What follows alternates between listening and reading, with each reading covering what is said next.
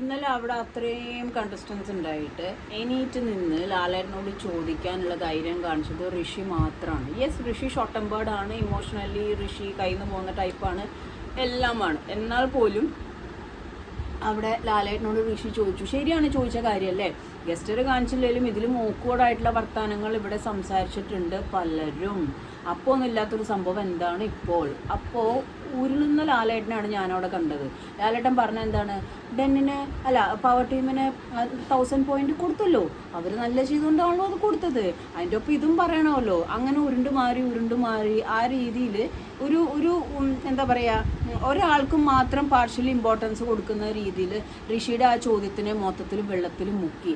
അവിടെ പലർക്കും അറിയാവുന്ന കാര്യമാണ്. ഇപ്പോൾ ജിൻഡോ എന്തെല്ലാം വൃത്തിയൊരു കണ്ടിട്ടുണ്ട്, ഗബ്രി എന്തെല്ലാം വൃത്തിയൊരു കണ്ടിട്ടുണ്ട്, ജാസ്മിൻ എന്തെങ്കിലും വൃത്തിയൊരു കണ്ടിട്ടുണ്ട്, അതേപോലെ ജാൻമിനിയുടെ കാര്യം ഒന്നും പറയണ്ട.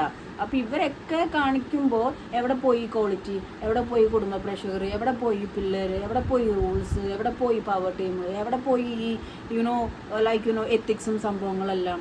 എന്താണ്ടാണ് സിബിനെ മാത്രം ഇങ്ങനെ പോയിന്റ് ഔട്ട് ചെയ്തത്? അത് ഋഷിക്ക് മാത്രമാണ് അത് അവിടെ എടുത്ത് പോയിന്റ് ഔട്ട് ചെയ്ത് ചോദിക്കാൻ തോന്നിയത്. അപ്പം ഋഷിക്ക് ഇപ്പോൾ അറിയാലോ, റെസ്പെക്റ്റഡ് ആയിട്ടുള്ള ഒരാൾ നിൽക്കുമ്പോൾ നമുക്ക് കൂടുതൽ ഇതായിട്ട് ചോദിക്കാൻ പറ്റില്ല. പക്ഷെ അത്രയും ആൾക്കാർ അവിടെ നിൽക്കുമ്പോൾ പവർ ടീമിൽ നിന്ന് വരെ പുറത്തായിട്ട് അയാൾ ഒറ്റപ്പെട്ട രീതിയിൽ ഇരുന്നപ്പം കമ്പാരിറ്റീവ്ലി ഗെയിം കണ്ടുകൊണ്ടിരിക്കുന്ന നമുക്കും അതിൻ്റെ അകത്ത് നിൽക്കുന്ന ആളുകൾക്ക് മനസ്സിലായ ഒരു കാര്യമാണ്, ഇതിലും വലുത് ഇവിടെ കാണിച്ചിട്ടുണ്ടല്ലോ ദെൻ എന്താണെന്നുള്ളത്.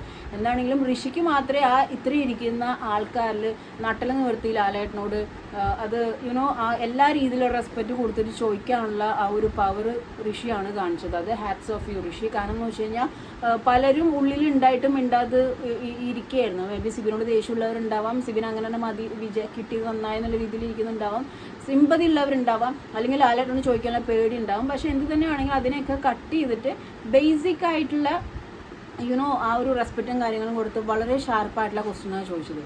ഇതിലും വലുത് ഇവിടെ കാണിച്ചിട്ടില്ല. ശരിയല്ല, ഇതിലും വലുത് ഇവിടെ കാണിച്ചിട്ടുണ്ട്.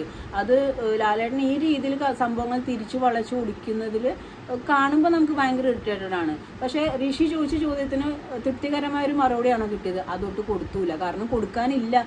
ഇതിൽ വലിയ സംഭവങ്ങൾ അവിടെ നടന്നിട്ടുണ്ട്, ശരിയായിട്ടുള്ള കാര്യമാണ്. അവിടെ ഇവർ ഉദ്ദേശിച്ച പ്ലാൻ ഇങ്ങനെയല്ല മോനെ, ഇങ്ങനെയാണെന്ന് പറയാൻ പറ്റില്ലല്ലോ.